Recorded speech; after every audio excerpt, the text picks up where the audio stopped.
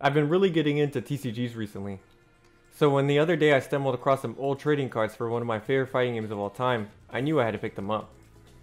So, here is the starter deck for the Vampire Savior trading card game, released in 1998 by JESNET. In this video, I want to go over what's actually inside the starter deck and go over how the game is supposed to be played. Because obviously, there's not a lot of information about this game in English because it's a 20-year-old Japanese only trading card game released for a niche fighting game. So hopefully some of you find this interesting. So the starter deck includes 45 cards and an instruction book that's totally in Japanese, of course. I actually used Google Lens to translate each of these pages individually to try to figure out how to play this game, so that was a bit of a nightmare. Here's an ad for Rival Schools for the PlayStation.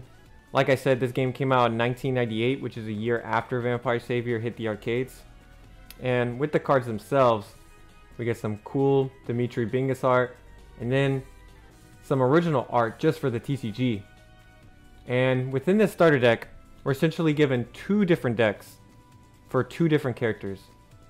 Because in this game, a character's cards are specific to that character. So you're only going to run a Dimitri deck and you can't have any Morrigan cards, or you're going to run a Jeddah deck and you can't have any Sasquatch cards, etc.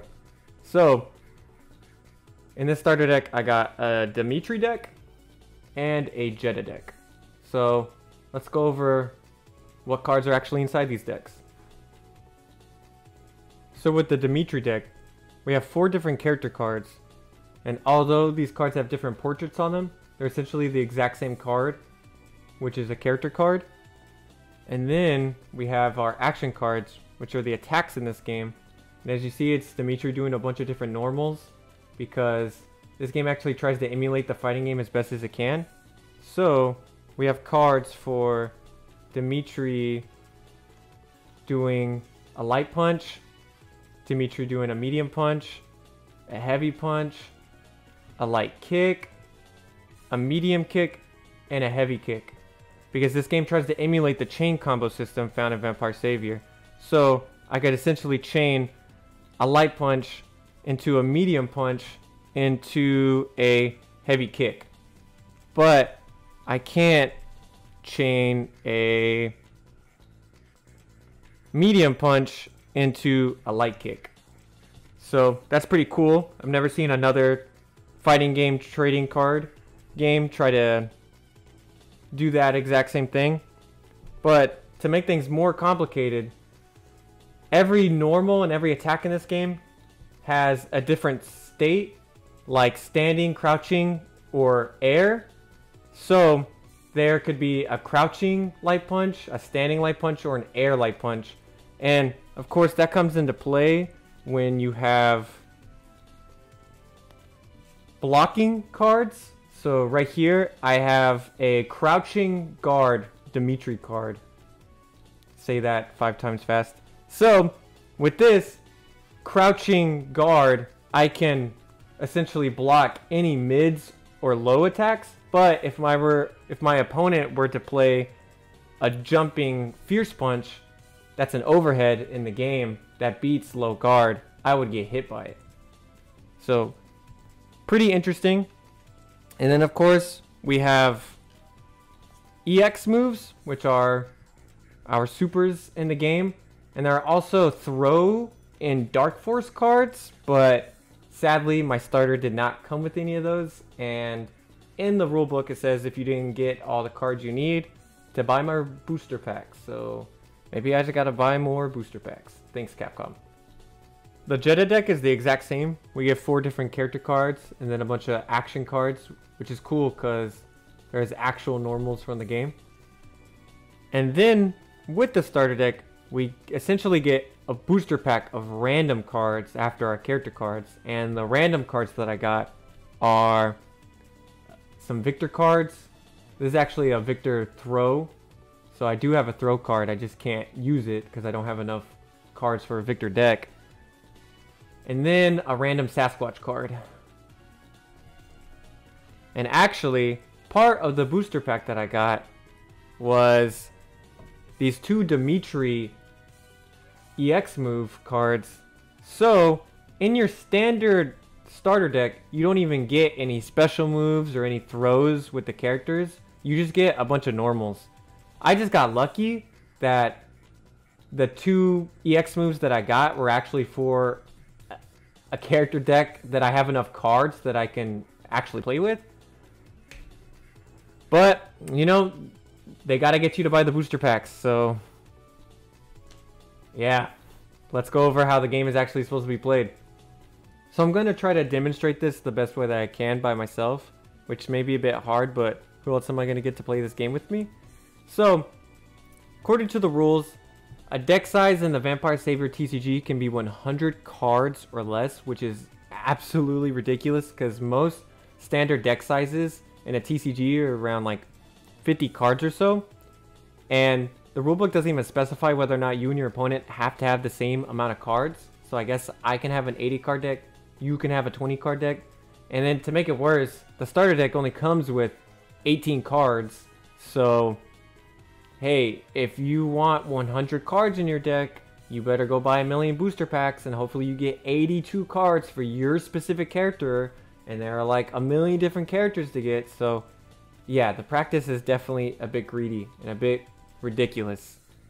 But let's show off what an actual round of this game looks like.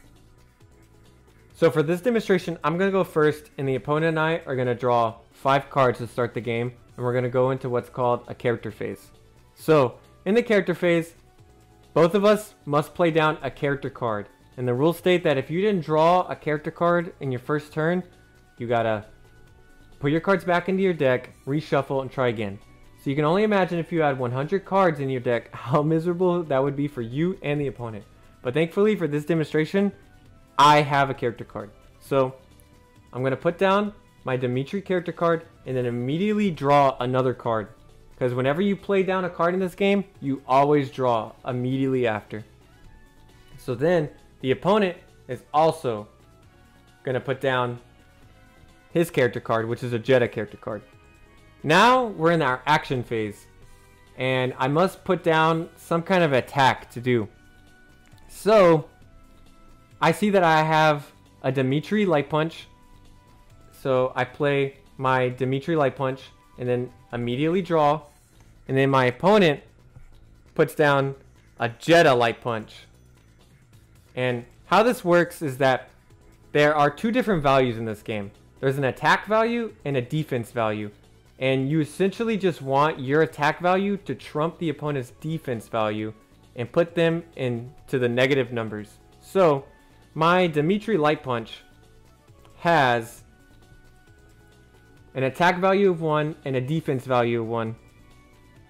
And the Jetta Light Punch has an attack value of 1 and a defense value of 1. So we're basically at a stalemate with this. So we both put each other's defense at 0. So no one wins, no one loses. We're at a stalemate. And then we take our action cards that we just used and put them to the side. Because now that's going to be our meter resource. So as you can see, special moves in this game require a specific amount of meter. And this card itself requires 5 bars of meter. And since on this first turn, I used 1 action card, I have 1 bar of meter, and since the Jetta did the same, he also has 1 bar of meter. And then we go into a phase called the recovery phase. But since nothing happened to either of us, we skipped the recovery phase.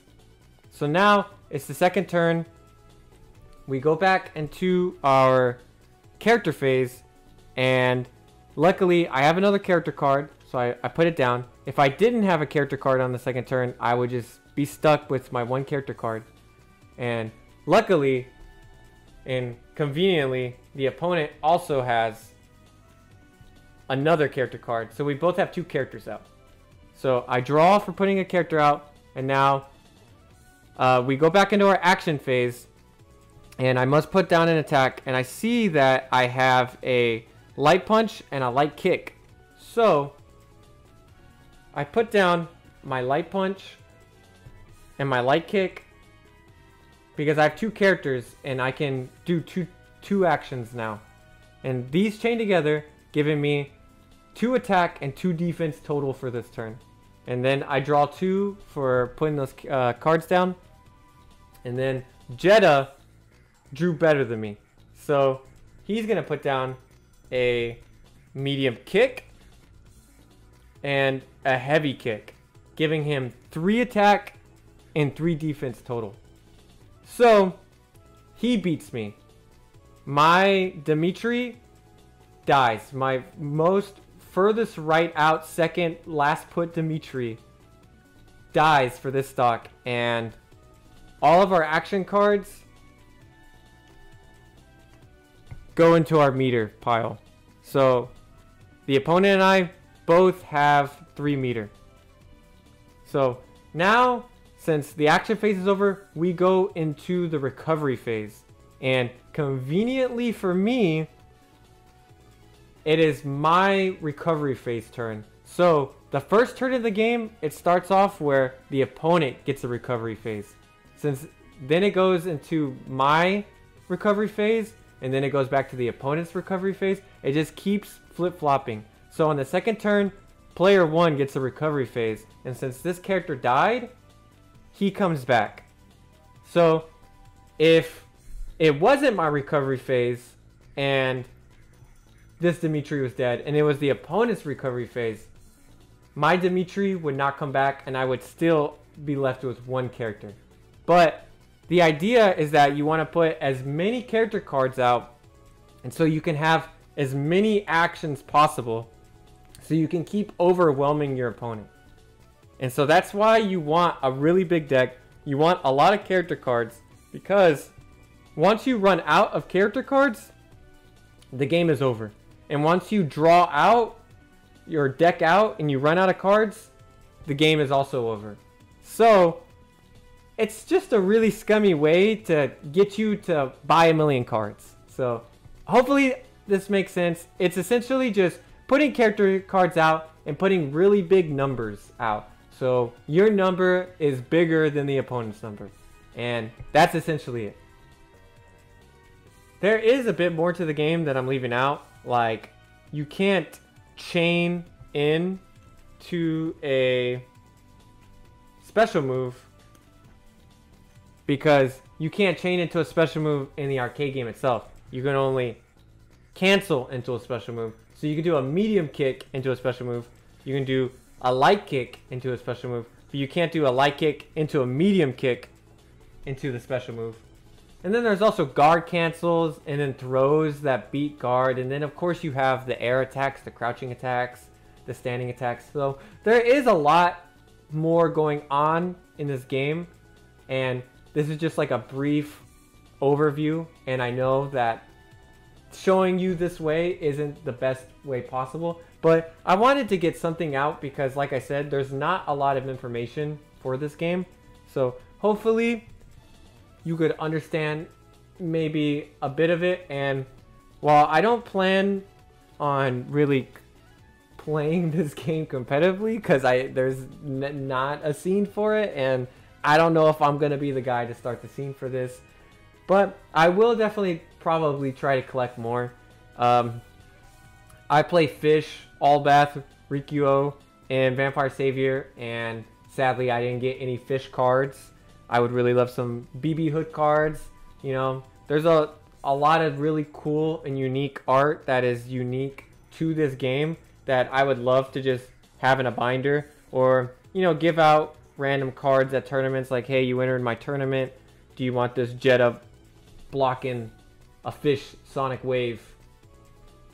You know, just to be neat. But all in all, I'm very happy that I got this. I got this super cheap. Don't try to buy this game on like American eBay, because people are trying to sell like a starter deck for like 50, 60 bucks, when literally on Yahoo Auctions Japan, I got this starter deck for like $3. So, you know, yeah, that's the Vampire Savior 1998 TCG from JESNET. I hope you guys enjoyed this.